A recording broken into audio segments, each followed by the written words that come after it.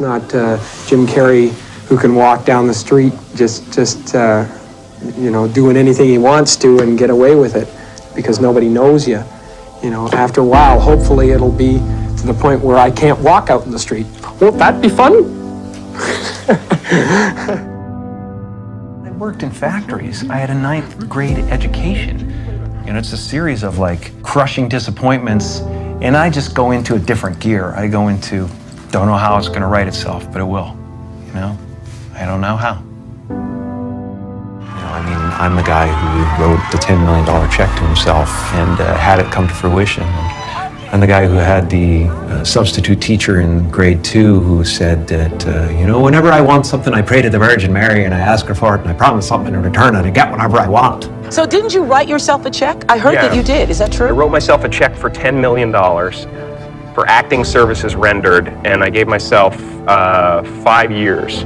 My dad could never afford a bicycle, so I went, okay. I went home and I prayed for a bicycle and promised I'd say the rosary in return, and I got a bicycle. Showed up in my living room.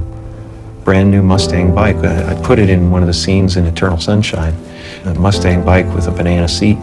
Just before Thanksgiving 1995, I found out that I was going to make $10 million. So you visualized? From then on, it was whenever I wanted something to happen, I manifested it. I stood there in an open field like this with my arms out. Can you tell me about your dad? My father was not only the funniest man in the room, but he was a fantastic saxophone player. And before I was born, he had an orchestra in Toronto. But, in order to be something special, you had to leave Canada and come down to the States and prove yourself in the States.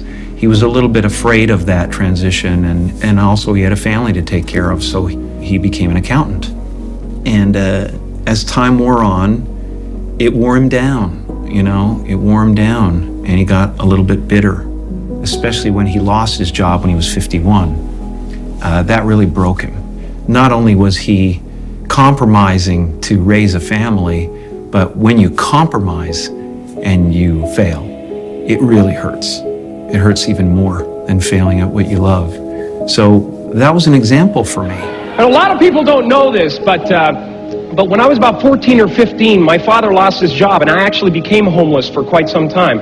Of course, I grew up in Canada, so I thought we had just gone camping, But I learned that you can fail at what you don't love, so you might as well do what you love.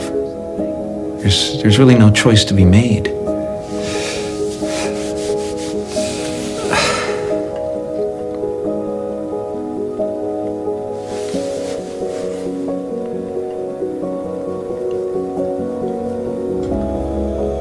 What you want to be,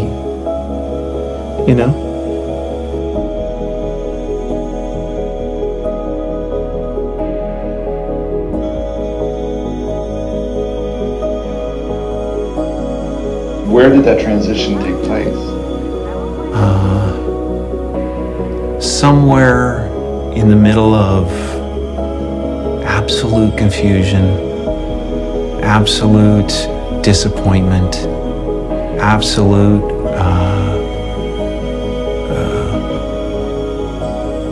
the fruition of all of my dreams, standing there with everything anybody else had ever dreamed about having, and being unhappy.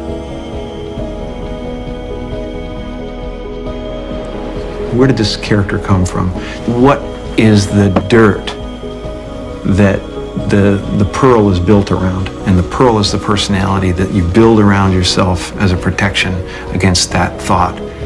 If they ever find out that I'm worthless, if they ever find out that I'm not enough, I'll be destroyed. I don't want anything. That's the craziest thing, and it's the weirdest thing to say in a place like America, where I have no ambition. I really, truly don't.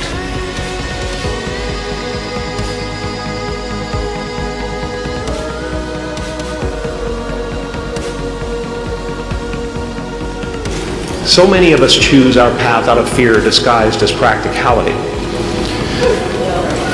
What we really want seems impossibly out of reach and ridiculous to expect, so we never dare to ask the universe for it. I'm saying I'm the proof that you can ask the universe for it.